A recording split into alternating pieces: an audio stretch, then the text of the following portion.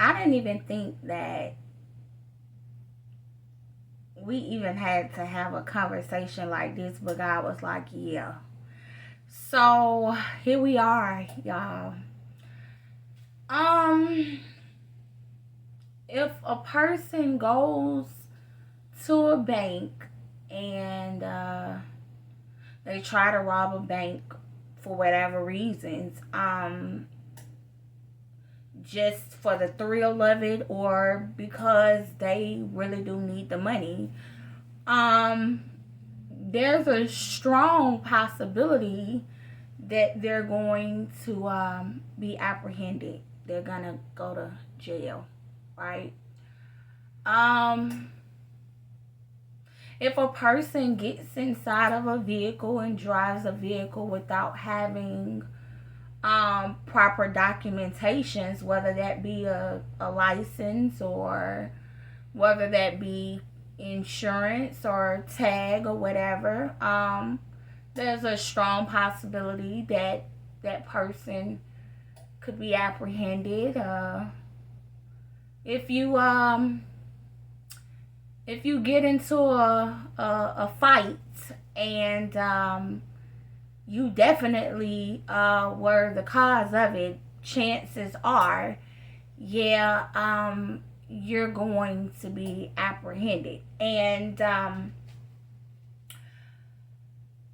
you would think that, yeah, everybody knows that concept, you know, and know that that's logical because, you know, that's law, you know. And so if a person says this, like how I'm saying it, it's not wishing anything bad on that person, or it's not if a person says that to whoever would go out and do something like that, that they are, you know, they have ill intentions or whatever the case may be. They're just literally stating law. They're stating facts. They're stating what is, you know. There is nothing ill about saying what could happen because it is law. And it's man-made law. And one thing about man-made law is it's forever changing. There's laws that get changed on a regular, yearly, or every couple of years, you know. There so much changes, you know. I know it's 2023. There's things that are going on now in 2023 that didn't go on in 1993 or in 2003, you know, or 1983. So man-made laws are always constantly changing, right? But that's not the only type of laws as humans that we have to keep in mind when it comes down to living this life, right? You also have God's law. And before I get into, you know, the deficits of God's law, let me give you Bible, right? So if you take yourself to Genesis chapter 2, verse 17, right? God literally gives Adam and Eve what you would call the first law ever given to mankind, right? And he was basically saying, listen, if you eat, if you mess with, if you bother this tree right here, I mean, yeah, I've used plenty more right here, but see, this one right here, this one right here, and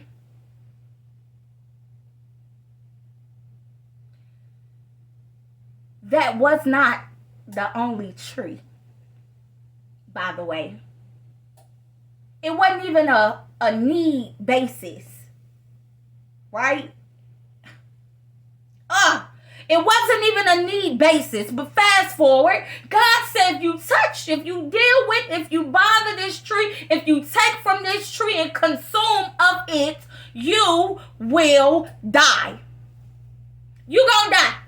That's my law. That's my word. That's my law. I'm sticking with it. And boom, that's just what it is. And if you fast forward down the line, here we are in 2023 and we still dying because of what happened with the very first law that was given to mankind. I need you to understand God's law don't ever change. God's law is God's law regardless. Now, yes, he created a way for us to still be able to live again after death, right? But you gotta understand, you still gotta die. And I'm so sorry because death hurts. I've experienced it time and time again, in my own family, with my own loved ones. It is painful because when God designed us, if you go to a couple of if you scroll through a couple of my Let Me Give You Bible series, I got a whole message that talks about that. We were designed to live forever, but due to literally breaking the very first law that we were ever given as humans, we gotta die. So